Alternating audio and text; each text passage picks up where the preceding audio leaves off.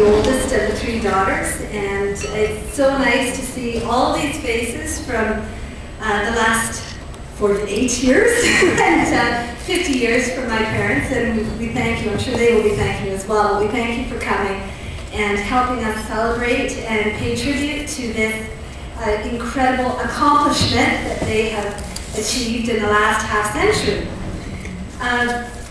Half a century is a long time, and the fact that these two, Dan and Adeline, have thrived and prospered is perhaps a testament to their characters.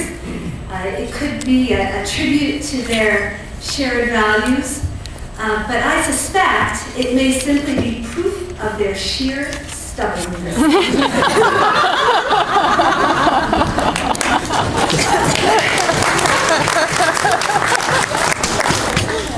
Their time together could be termed a clash of the titans. It could be called a contest of wills. But I find it really inspiring that two people who are so different and so independent and strong, each in his or her own right, have managed to forge this shared identity and build this shared life together. Mom and Dad, it has been a pervasive theme in the talks before mine, are very different people. Dad is a look at the forest kind of guy. Mom sees the needles on each tree. Dad is a big picture kind of guy, and Mom is more interested in the details. And her lists are legendary. If you need to know what you took to Karen Sorbo's birthday party in 1967 and how much it cost, you only have to go to her shelf of notebooks, pull out the right volume, and there it is, along with who else was invited and what they took too. She keeps these legendary lists. She's a very organized person, and she's done a very good job of keeping Dad organized, which is probably job number 1, a full-time career. She puzzled us for many, many years because she would keep these lists. She would be constantly organizing herself.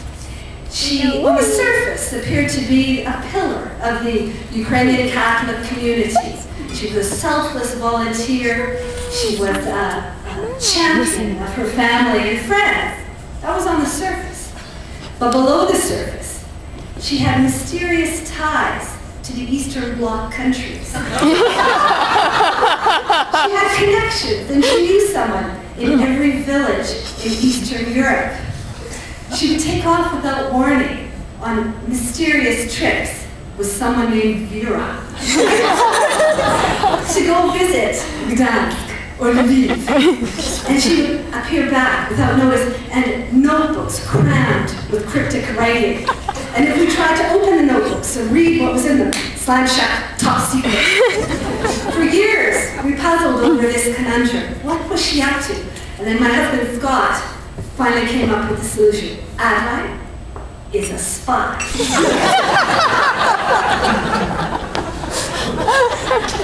Dad's abiding pleasures and interests tend to be a little closer to home. He's got the golf club, he's got times up at the ice shack with Boris, he's got the Goose Lodge with the various Dietz brothers and other friends of his, and he's got his beloved and now poignant Oilers to keep interested.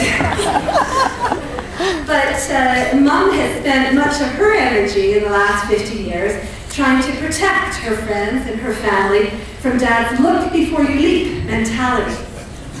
There was a time when my sister Carol was about 3 years old and I was 4 years old, and Dad had this tradition, weekly tradition, of taking us to the Edmonton Public Library, where we would read books and then we'd go for a milkshake at the Carousel restaurant afterwards. And one afternoon, he took the two of us, and he had his nose buried in a book, which was very typical.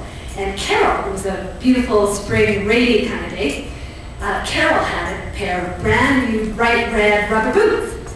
and she wanted to test them out. So while Dad was buried in his book, Carol walked out the front door of the library and into the gutter and started splashing. And really liked the effect of muddy water on her boots, and so off she went, walking down the gutter. An alert on 100th Street, heading towards the river valley, where about a mile down the road, an alert police officer happened upon this little girl, 3-year-old girl with her rubber boots splashing along, and thankfully picked her up. Well, Carol was returned to us safe and sound with a lollipop, care of the Edmonton Police Department.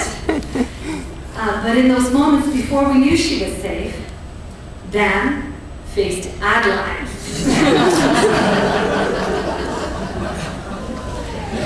This continued. It didn't chasten Dad, no.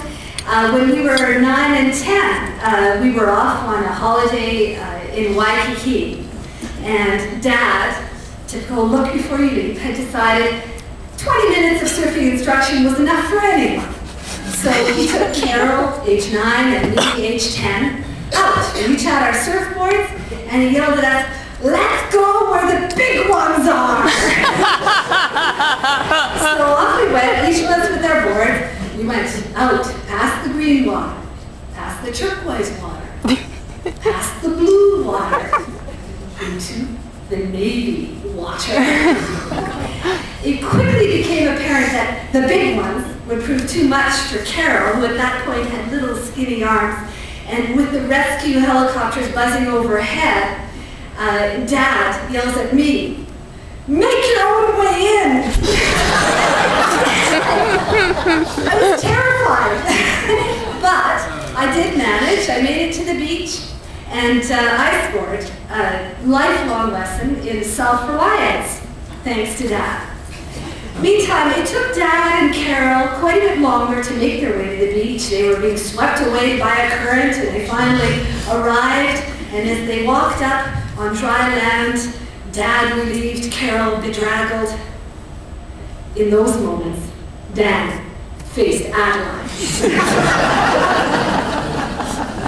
There are many, many stories where that would be the punchline. But I think perhaps the reason why they have endured as long as they have is that because in the ways that matter, they are very much alike. They're each competitive, which maybe is a good thing. And the tip-off should have been on their wedding night when they were at Banff for a ski honeymoon. Dad had already broken his skis, I think showing off for Mom, one run, skis gone. So they headed into the chalet and they were settling in for a game of cards, romantic fireplace, and off they go, they're playing the game, and very quickly, Mom set the tone, she won. So celebrating in her customarily gracious manner, Dad quickly grabbed the card, threw them in the fireplace, and you don't hear the rest of that story. But the romance endured, and they do have a surpassing love of family, and I dare say of each other. And they've had the 3 of us, and now 7 grandkids, and an extended family of nephews and nieces, all of you, and it's been a wonderful 50 years. They, together, in terms of how else they are like, they share a work ethic that is second to none.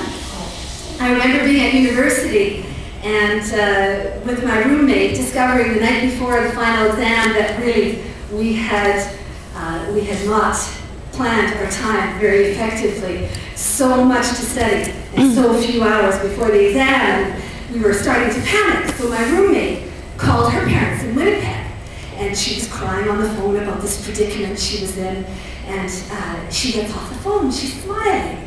And I said, well, what happened? Oh, well, they told me to take the night off, give myself a break, go to a movie, go to a restaurant. And I thought, well, this is perfect. I'm going to phone my parents, it'll make me feel so much better. So I get on the line, I dial, I tell them my predicament, so many books, so little time. And they say, Mom and Dad, well, you know what you have to do. And I'm waiting, I'm thinking, dinner out, movies, suffering. You know what you have to do, they say. I go, what? Work! Work! Work! It was inspiring, it was not very comforting. As much as they like to work hard, they also like to play hard. I remember, I will never forget, the night the Oilers won their first Stanley Cup, and Mom and Dad and Carol and I had gone to the game, and we were driving home a wrong way on a one-way street. Dad was at the wheel, the windows were open, he was beeping the horn, the pennants were out the windows.